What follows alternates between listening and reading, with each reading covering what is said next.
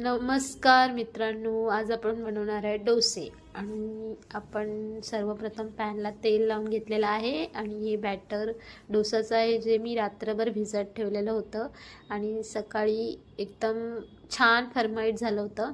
आणि मस्त असा आपण डोसा घातलेला आहे पॅनवर, बघू शकता तुम्ही. आणि एकदम कडा सुटलेली आहे, तर आपण पलटी करून घेऊया आणि मस्त दोन्ही साईडने असा भाजून घेऊया. बघू शकता तुम्ही. तर आपण त्याचा रोल करायचा आपल्याला. ओके,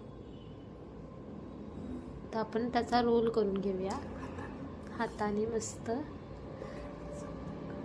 बघा, मला जमलंय जसा बाहेर डोसा मिळतो तसा. आता मी फोडणी देणार आहे राई, जिरं, कढीपत्ता अशी चटणीला फोडणी दिलेली आहे मस्तपैकी. या तुम्ही खायला. मस्त. बाय.